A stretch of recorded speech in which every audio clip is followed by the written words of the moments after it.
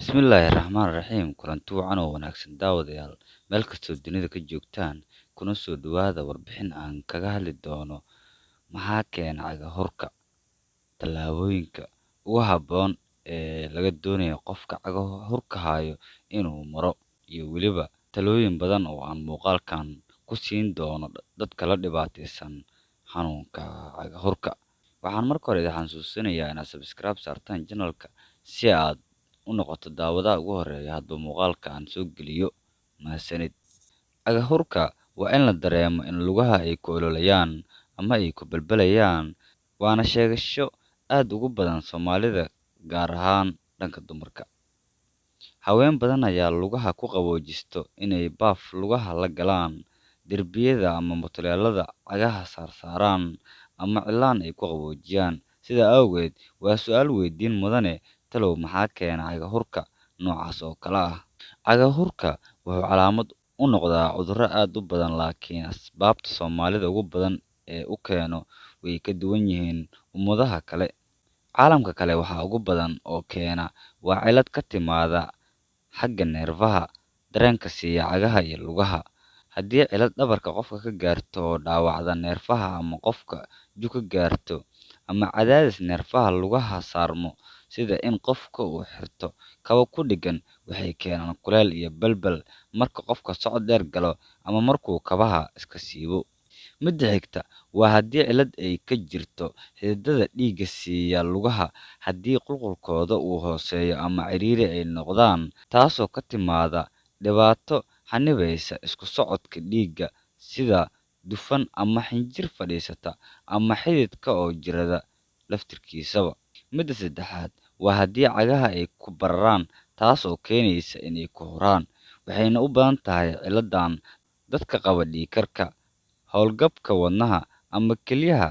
Midaan daawadeeda waa in bararka lugaha laga dejiyo si kulaylka kuu daayo. Midda afraad waa haddii qofka uu qabo cudur dhaawici kara neerfaha lugaha sida sonkorowga oo kale. Tanna daawadiisa waa in sokortaada ay koontaroolan tahay oo daawada aad qaadatid ay kugu filan tahay. Dhakhtarka wuxuu kugu dari doonaa daawo neerfaha sonkorowga dhaawac gaarsiiyey loogu talagalay. Cagahurka sonkorowga waxaa la socda calaamado dheeraad ah sida kabaabyo lugaha ah, xadxato, iyo in lugaha wax kaga socdaan oo kale.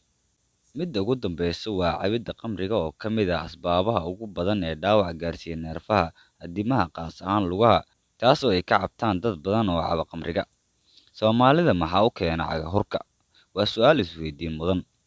Haddii aan Soomaalida usoo laabto, waxa ugu badan ee u keena xanuunkan waa 4 waxyaabood. 1. Fitamiin yarida, qaas ahaan fitamiin B-ga noocyadiisa kala duwan ee kala ah fitamiin B1, fitamiin B2, fitamiin B3, B5, B6, B7, B9, B12, waxayna kulligood ka qayb qaataan ilaalinta iyo kobcidda neerfaha, waxaana badanaa laga dareemaa dhibaatadooda cagaha.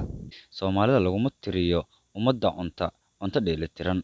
Cunadeeduna waxay u badan tahay carbohydrates, bariis, iyo weliba canjeero, iyo sidoo kale borotiinada hilibka, ukunta, iyo kalluunka. Way nagu yar tahay cunidda waxyaabaha laga helo fitamiinada iyo macdanta oo kale oo jirka muhiimka u ah, sida khudaarta iyo fruutiska.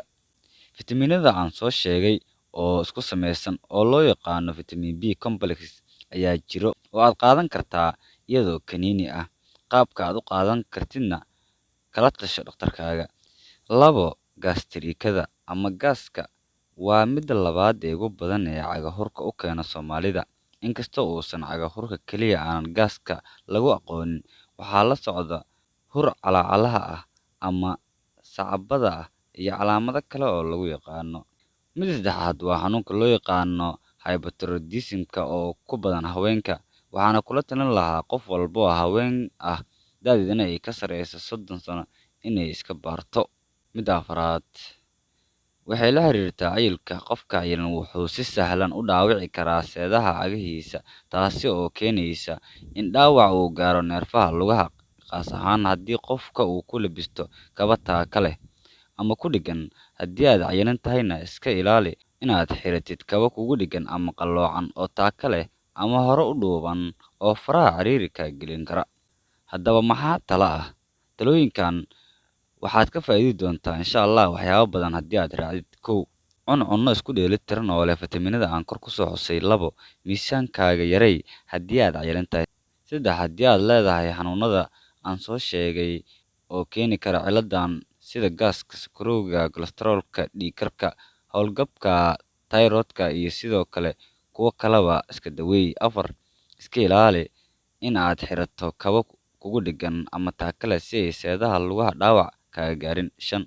Markaad socod dheer gashid ama aad soo daashid, iskaashada iyo kabaha iska siib si ay cagahaaga u helaan nasiino iyo hawo. Xididkana uga qalalo. Tan waxay ka hortagaysaa bararka cagaha, kuna dadaal nadaafadda lugahaaga. 6. Ha gelin lugahaaga biyo baraf leh ama baraf ku jiraan, way kaaga sii darayaan cagahorka. 7. Talada ugu dambeysa waa mid u gaar ah haweenka marsada cilaanka daawada lagu daro ee loo yaqaan Dalawandi. Daawadan waxay dhaawac u geysataa neerfaha, mana u roona caafimaadka. Isticmaalkeeda iska jooji. Saaxiibayaal, intaas ayaan ku soo afmeerayaa muuqaalkii koobnaa iyo warbixintii aan kaga hadlayay maxaa keena cagahorka, sida la isaga daweyn karo, iyo weliba talooyin ku saabsan sida looga hortago cagahorka. Tan iyo intaan kulmi doono barnaamijkan lamid ah, waxaan iskaga tegayaa sidaas iyo nabadgelyo.